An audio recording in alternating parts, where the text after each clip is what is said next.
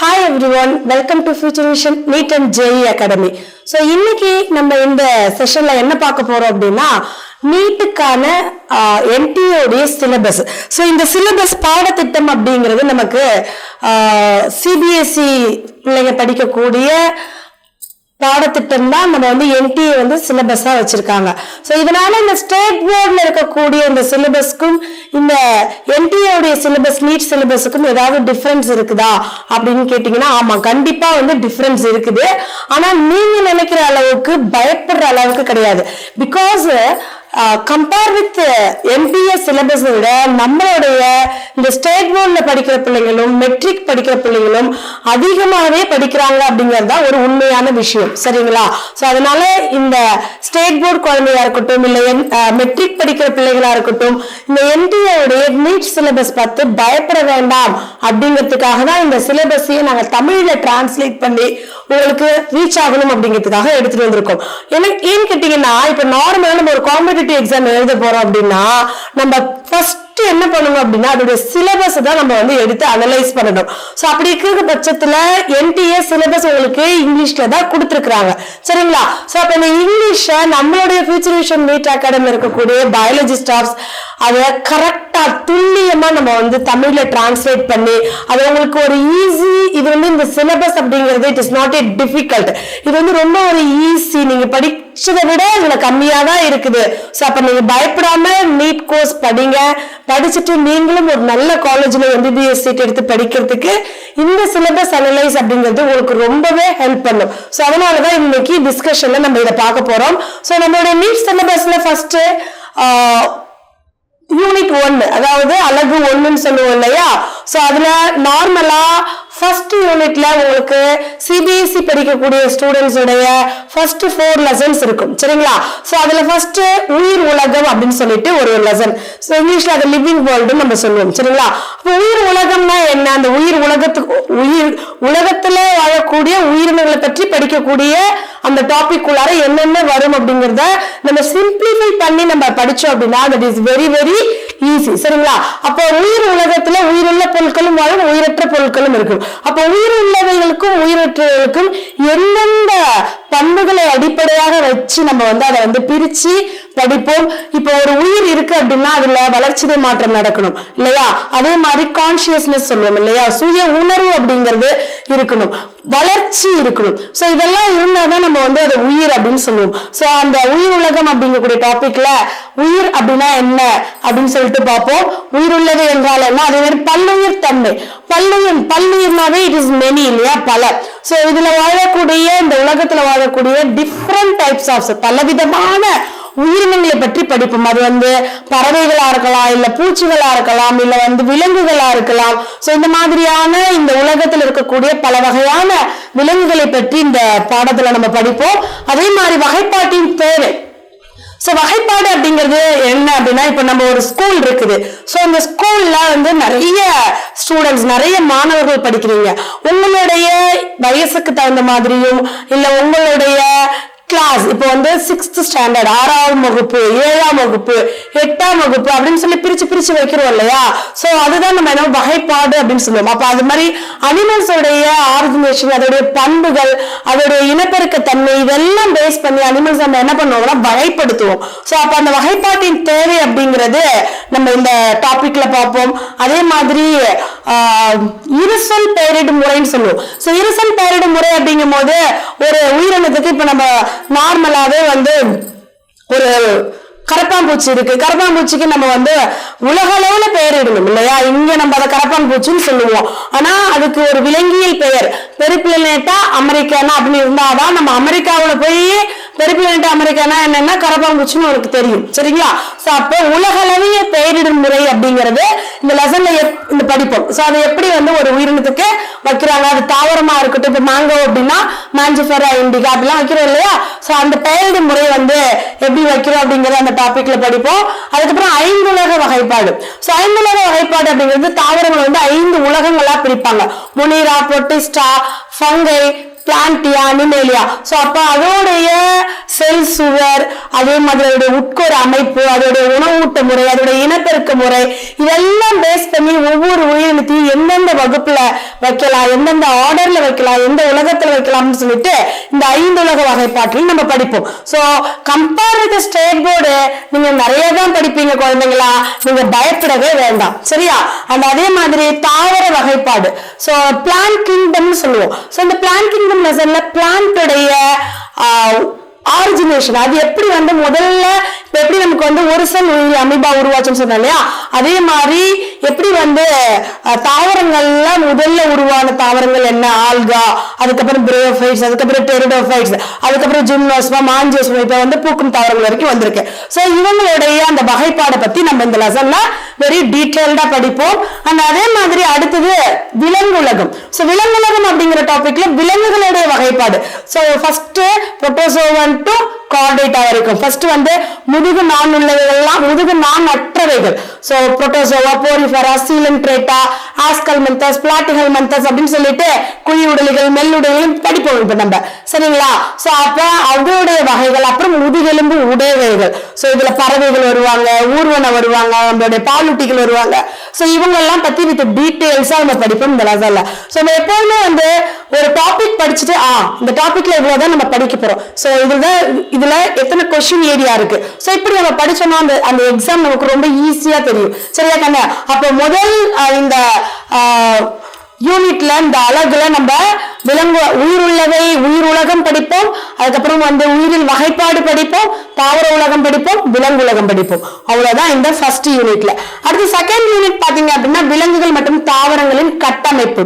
Okay, இப்ப இந்த விலங்குகளை பத்தி நம்ம ஃபர்ஸ்ட் இதெல்லாம் எப்படி வந்து ஆரிஜினேட் ஆயிருக்கும், முதல்ல எது வந்திருக்கும் இதெல்லாம் பார்த்தோம். சோ இந்த விலங்குகளும் தாவரங்களும் உடல் அமைப்பு ரீதியாக எப்படி வந்து கட்டமைக்கப்பட்டிருக்கிறது அப்படின்னு சொல்லி நம்ம பார்க்கணும் இல்லையா.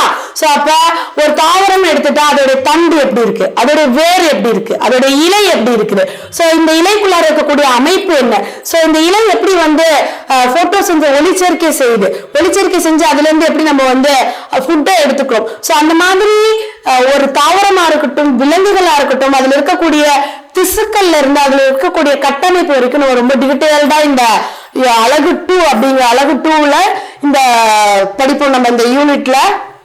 அது மட்டும் இல்லாம அது என்ன வகையான பூக்கள் அதுல வந்து பூக்குது சரிங்களா. அதுல வந்து இப்ப ஒரு வேர் இருக்குன்னா வேரோட ஒர்க் அப்படின்னு பார்த்தா அது வந்து செடியை தாங்கி நிற்கிறது, அதே மாதிரி வந்து நீரை உறிஞ்சி பிளான்ட்ஸ்க்கு மேல இருக்கக்கூடிய பாகங்களுக்கு அனுப்புறது. சோ இது இல்லாம வேற என்ன ஒர்க் பண்ணுது, தண்டு வேற என்ன ஒர்க் பண்ணுது. இப்போ வந்து சில இதெல்லாம் வந்து லீவ்ஸே முள்ளு மாதிரி மாறி இருக்கும் சரிங்களா. சோ அப்ப அதோடைய அந்த வந்து இலைகள் முட்களாக மாறி இருக்கிறது. சோ இந்த மாதிரி டிஃப்ரெண்ட் டைப்ஸ் ஆஃப் அந்த பண்புகளை பத்தி நம்ம இந்த லெசன்ல படிப்போம்.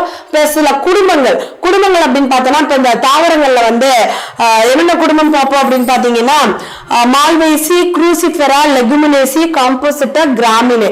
சோ ஒவ்வொரு குடும்பத்திலும் வரக்கூடிய பொருளாதார முக்கியத்துவம் வாய்ந்த தாவரங்கள் என்னென்ன, அந்த தாவரங்களுடைய பண்புகள் எப்படி இருக்கும் அப்படின்னு சொல்லிட்டு நம்ம ரொம்ப டீடைல்டா இந்த யூனிட்ல படிப்போம். அப்ப என்ன பண்புகள் இருக்கும் அப்படின்னா அந்த தாவரத்துல என்ன டைப் ஆஃப் ஃபிளவர்ஸ் இருக்குது, அதோட இலை அமைவு எப்படி இருக்கு, அதோட நரம்பு அமைவு எப்படி இருக்குது, அதுல இருக்கக்கூடிய சூலக வட்டம் எப்படி இருக்குது, அள்ளி வட்டம் எப்படி இருக்கு, புள்ளி வட்டம் எப்படி இருக்கு, அந்த அதே மாதிரி மகர்ந்தத்தாள் வட்டம் எப்படி இருக்கு. சோ இது எது மாதிரியான இனப்பெருக்கங்கள் செய்யுது. சோ இந்த மாதிரியான டீடைல்ஸ் ஒவ்வொரு குடும்பத்திலும் அதோடைய மலர் சூத்திரம் என்ன அப்படின்னு சொல்லிட்டு டீடைல்டா படிப்போம். சோ அவ்வளவுதான் இந்த செகண்ட் யூனிட். நீங்க படிச்சீங்க அப்படின்னா படிச்சு ஒரு டாபிக்கா அனலைஸ் பண்ணீங்கன்னா it is very very easy. State board குழந்தைங்க பயப்படவே வேண்டாம்.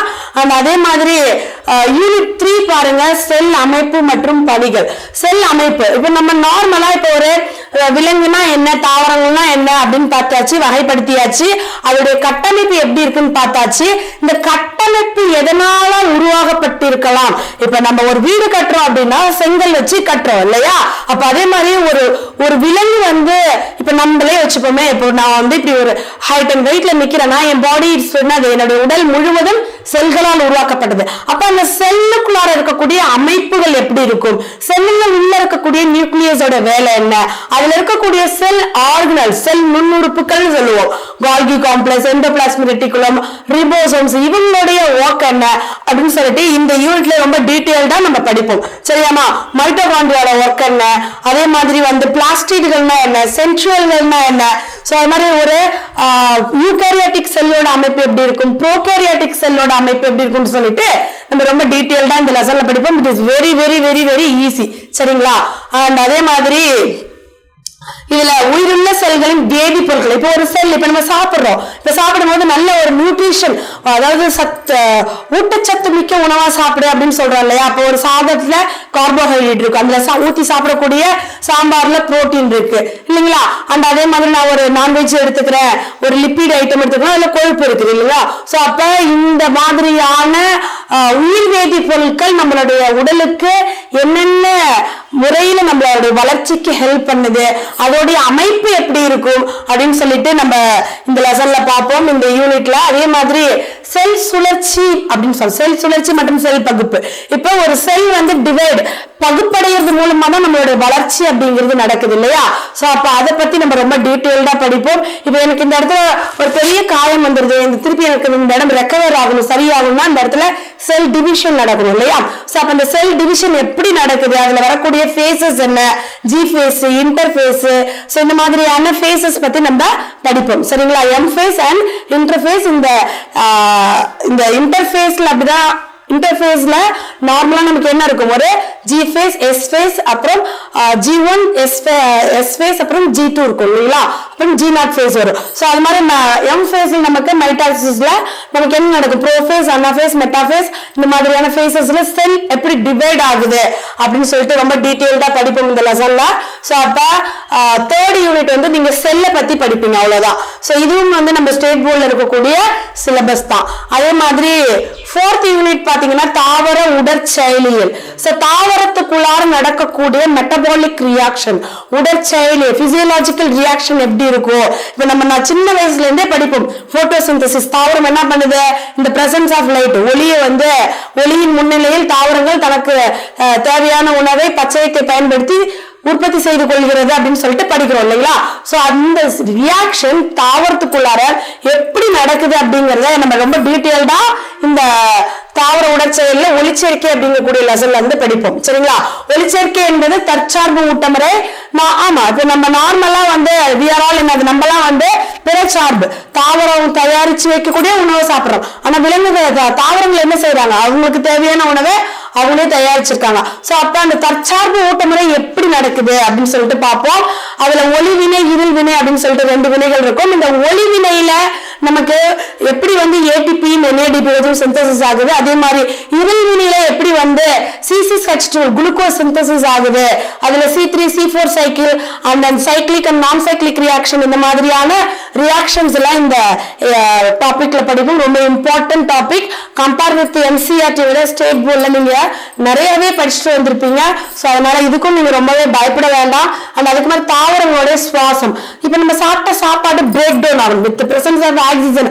ஆக்சிஜன் முன்னில ஆக்சிஜன் நேற்றம் அடைஞ்சாதான் நமக்கு அது எனர்ஜியா கன்வெர்ட் ஆகும். சோ அது வந்து glycolysis, Krebs cycle, ETS chain, இந்த மாதிரியான சைக்கிள் மூலமா எப்படி வந்து எனர்ஜியா கன்வெர்ட் ஆகுது, ஒரு குளுக்கோஸ் மாலிக்யூல் எப்படி எனர்ஜியா கன்வெர்ட் ஆகுது அப்படிங்கறத இந்த தாவர சுவாசம் அப்படிங்கக்கூடிய லெசன்ல பார்ப்போம். அண்ட் அதுக்கப்புறம் இருக்கக்கூடியது தாவர வளர்ச்சி மற்றும் உருவாக்கம். அதுக்கப்புறம் வந்து தாவரங்கள்ல சில வளர்ச்சியை ஊக்கப்படுத்தக்கூடிய காரணிகள் இருக்கும். அது வந்து ஹார்மோன்ஸ் சொல்லலாம், இல்ல வந்து நமக்கு வந்து கட்டுப்படுத்திகள் சொல்லலாம். சோ அந்த மாதிரி கட்டுப்படுத்திகள் சில இப்போ ஓரளவுக்கு வந்து இருக்கக்கூடிய தாவரத்துல இருக்கக்கூடிய அந்த மெட்டபாலிக் ரியாக்ஷனை இன்டியூஸ் பண்ணக்கூடியதும் இருக்குவாங்க, அதே சேம் டைம்ல இன்ஹிபிட் பண்ணக்கூடியதும் இருப்பாங்க. So auxin, gibberellin, cytokinin, ethylene, இந்த மாதிரியான தாவர வளர்ச்சி ஹார்மோன்ஸ் பத்தி படிப்போம்.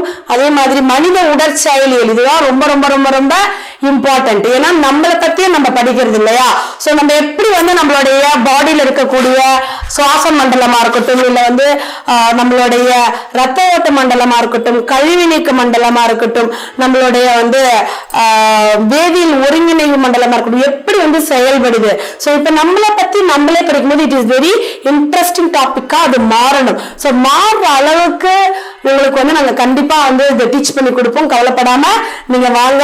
ஸோ தமிழ் இது வந்து NTA உடைய நீட் சிலபஸ் அப்படிங்கிறது வந்து இங்கிலீஷ் மீடியம் ஸ்டூடெண்ட்ஸ்க்கு வந்து ஈஸி, நமக்கு கஷ்டம் நினைக்க வேண்டாம்.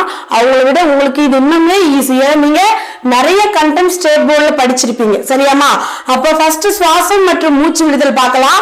சோ இதுல எப்படி வந்து பலதரப்பட்ட விலங்குகளுடைய சுவாச உறுப்புகள் என்னவா இருக்கலாம் அப்படின்னு சொல்லிட்டு பார்ப்போம். சரி, இப்ப ஃப்ராக்னு பார்த்தோம் அப்படின்னா ஸ்கின் மூலமா ரெஸ்பிரேட் பண்ணும், பக்கல் கேவிட்டி மூலமா பண்ணும், லங்ஸ் மூலமா பண்ணும். இப்ப நமக்கு லங்ஸ், சோ இந்த மாதிரி different types of respiratory organs படிப்போம். அதே மாதிரி நம்மளுடைய ரெஸ்பிரேட்டரி மெக்கானிசம் இந்த லெசன்ல படிப்போம். அண்ட் அதே மாதிரி நெக்ஸ்ட் உடல் திரவங்கள் மற்றும் சுற்றோட்டம்.